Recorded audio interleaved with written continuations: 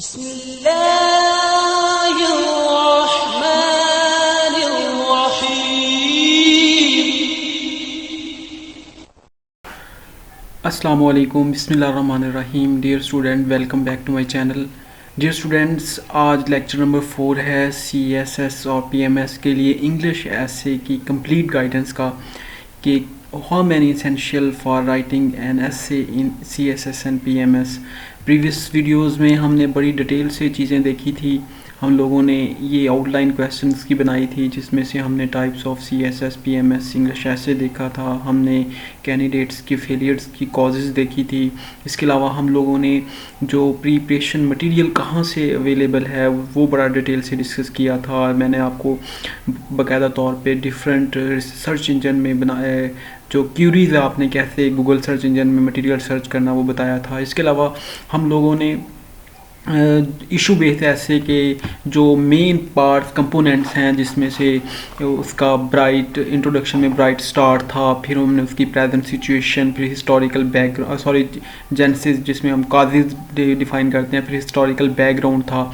फिर हम लोगों ने उसमें देखा था दोस्तों उसका जो efforts made by the concern party को लास्ट में हमने देखा था, उसको कंक्लूड किया था, सजेशन देखी थी और उसमें आखिर में उसको कंक्लूड किया था। आज उसी ऐसे के जो मेन पार्ट है, फिर हम लोगों ने इसके अलावा ये भी देखा था हाउ टू पास CSS और PM इंग्लिश ऐसे, फिर हमने स्ट्रक्चर को डिस्कस किया था, फिर हमने आउटलाइन देखी थी बनानी, फिर हमने इंट्रोडक्शन देखा था, बॉडी देखी थी। तो लास्ट लेक्चर में हम डिस्कस करना चाह रहे थे असल में बेसिकली कंक्लूजन को और एक्सप्लेनेटरी ऐसे को, लेकिन हमारे पास टाइम नहीं था। हम लोगों ने फिर इसको नेक्स्ट वीडियो आज के लेक्चर के लिए हमने छोड़ दिया था। तो दोस्तों आज इंशाल्लाह हम लोग कंक्लूजन और कंक्लूड कैसे करना है और एक्सप्लेनेटरी ऐसे जो होते हैं वो उनको कैसे हैंडल करना है वो हम देखेंगे। तो साथ रहिएगा इंशाल्लाह। ये आपके लिए ये 4 लेक्चर हैं ऐसे लिखने में बहुत हेल्प करेंगे। मैंने आपको बताया था पहले लेक्चर में भी कि क्रूशल एक एलिमेंट है जो ऐसे CSS और PMS में बहुत से student even master in English literature में होने के बावजूद ऐसे में फ़ेल हो जाते हैं। उसकी हमने 3 रीज़न देखी थी कि स्किल नहीं, गाइडलाइन नहीं, राइटिंग नहीं, प्रैक्टिस नहीं। और आज हम देखेंगे दोस्तों conclusion, how to write the conclusion of an ऐसे।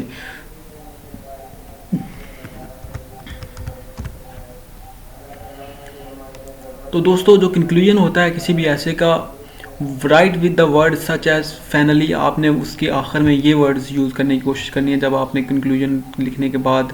मैंने आपको बताया था ऐसे में हेडिंग नहीं डालनी, आउटलाइन बनानी है, हेडिंग नहीं, फाइनली, लास्टली, इन कंक्लूजन, या आप लिख मुझे तो बहुत ये वर्ड पसंद है, टू कैप इट ऑल, ये वर्ड यूज़ कर सकते हैं, टू कैप इट ऑल। फिर इसके अलावा आप लिख सकते हैं दोस्तों to conclude this, to summarize, in summary, in sum. देखें ये वर्ड्स हैं, तो आप एक ही दफ़ा एक ही कंक्लूजन के अंदर 2-3 दफ़ा ये वर्ड्स यूज़ कर सकते हैं कि lastly, in conclusion, in the conclusion, paraphrase जो है योर थीसिस स्टेटमेंट। मैंने आपको बताया था कल लास्ट वाले लेक्चर में कि वो थीसिस स्टेटमेंट को आप दोबारा जस्टिफाई करेंगे और बताएंगे उसको कि जो वो उसका पॉइंट था, वो आर्ग्यूमेंट था, वो आपने प्रूव किया है। तो वो बड़ा ज़रूरी है, जो आपने इंट्रोडक्शन में डेवलप किया था आर्ग्यूमेंट, उसको जस्टिफाई वहाँ पे करेंगे कि अब हमने अपनी जो है बॉडी ऑफ ऐसे से प्रूव किया है कि जो पाकिस्तान में इकोनॉमिक क्राइसिस है वो अपनी एक हाई पीक वैल्यू पे है और उसकी ये रीजंस हैं। तो दोस्तों मतलब मैंने एक एग्जांपल के तौर पे इकोनॉमिक क्राइसिस को ले लिया। The end of the paragraph should be very positive as one hopes. हाँ मैंने एक चीज़ आपको भूल गया, असल में जो कंक्लूजन होते हैं ना बेसिकली 2 टाइप्स के होते हैं दोस्तों। एक होता है ग्लूमी यानी अफसुर्दा, एक होता है ऑप्टिमिस्टिक यानी पॉजिटिव। तो आपने हमेशा ऑप्टिमिस्टिक रहना है, आपने पॉजिटिवली कंक्लूड करना है। वन विशेज़ आपने करनी है, प्रेयर्स करनी है, होप दिखानी है उसको, Pakistan will be able to overcome this problem if practical policies are implemented. तो देखें ये कितने अच्छे वर्ड्स उसने यूज़ किए हुए हैं कि वन प्रेज दैट द, तो यानी मतलब होपफुल वो दिखा रहा है दोस्तों। तो ये कंक्लूजन को आपने हमेशा क्या करना है, आपने पॉजिटिवली उसको कंक्लूड करना, ग्लूमी सिचुएशन में नहीं लेके जाना कि इकोनॉमिक क्राइसिस है तो अब तो पाकिस्तान उठ ही नहीं सकता, ये नहीं हो सकता, वो नहीं हो सकता, बल्कि आपने होप दिखानी है। होपफुल कैंडिडेट्स को अच्छे मार्क्स मिलते हैं और वो एक उनको ये मतलब एक डिमेंशन भी, और सॉरी एक आइडिया भी होता है एग्जामिनर को कि जो ये कैंडिडेट है इसका माइंड क्या है, ये चीज़ों के पॉजिटिव पहलू को देखता है, नेगेटिव पहलू को देखता है। तो दोस्तों उसके बाद आ जाता है जी एक्सप्लेनेटरी ऐसे हमने चेक किए थे। ऐसे की टाइप मैं आपको थोड़ा सा दोबारा रिकॉल करवा देता हूँ। हमने ऐसे की टाइप्स देखी थी, 3 टाइप्स के ऐसे होते हैं, तो हमने इनको डिटेल से देखा था और हमने इनकी साथ एक्सप्लेनेशन भी की थी कि एक आर्गुमेंटेटिव ऐसे होते हैं और इसमें कंक्लूड या सॉरी कंप्लीट एविडेंस चाहिए होता है, इसमें रीज़न क्लेम्स आपने पॉइंट लेना है, फिर एक्सप्लेनेटरी थे, फिर कोटेशन टॉपिक थे। तो आज इंशाल्लाह हम एक्सप्लेनेटरी और कोटेशन बेस पे भी देखेंगे। तो मैंने ये आपको वापस रिकॉल करने के लिए इसलिए लेकर गया हूँ कि ये वीडियो अगर आपने नहीं देखी तो प्लीज़ ज़रूर देखिएगा, बहुत ज़्यादा इंपॉर्टेंट वीडियो है। तो दोस्तों एक्सप्लेनेटरी ऐसे अभी ये एग्जांपल दी हुई हैं, there are those essays that do not need argument and justification, such essays consist of prerequisites, general example and more focus on explanation. ऐसे जैसे कि वो एग्जांपल देता है कि country life is better than city life, आपने ये prove करना है कि जो कंट्री लाइफ है वो बेटर है सिटी लाइफ से। फिर meaning and purpose of education, आपने एजुकेशन का मीनिंग बता देना और इसका पर्पज़ क्या है। तो आपने इसकी कॉजेज और इफेक्ट्स नहीं जिक्र करने, आपने इसका पर्पस बताना है। द प्लेयर ऑफ रीडिंग, अगर आप लिटरेचर को पढ़ रहे हैं, बुक्स का आप रीडर हैं, या आप बुक्स की रीडिंग को ओवरऑल वर्ल्ड में, मतलब ओवरऑल दुनिया में सबसे बड़ी जो लाइब्रेरी है अमेरिका में है, लिटरेचर पे आपने आर्टिकल्स पढ़े हैं, तो आप ज़रूर इस ऐसे को अटेंड करें। ये बहुत ही इंपॉर्टेंट ऐसे है।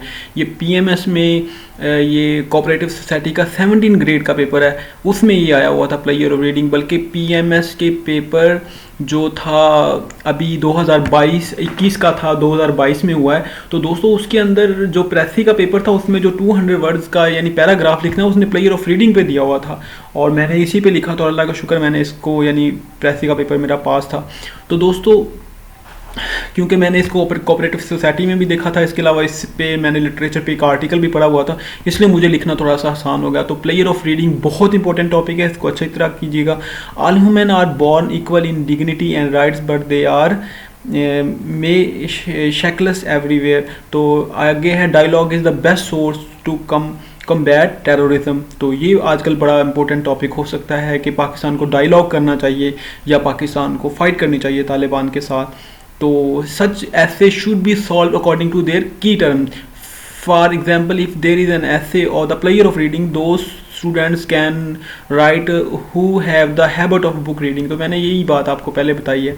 तो आगे दोस्तों तकनीक्स कौन कौन सी हैं डिफरेंट टॉपिक्स के लिए, तो वो भी हम आज डिस्कस करेंगे। तकनीक्स इंशाल्लाह, तकनीक्स और कुछ जो हैं एसेंशियल जो हैं रिक्वायर्स हैं इसके लिए, वो इंशाल्लाह नेक्स्ट लेक्चर में करेंगे क्योंकि वीडियोस लेंथी हो रही है। तो इंशाल्लाह नेक्स्ट लेक्चर हम 5th लेक्चर को अपना लास्ट लेक्चर करेंगे। अपना ख्याल रखें, अपनी दुआओं में याद रखें। अगर कोई क्यूरी है तो कमेंट सेक्शन में बताएं, वीडियो को शेयर करें, चैनल को सब्सक्राइब करें। Thank you so much. फी मानिल्लाह, अल्लाह हाफिज़।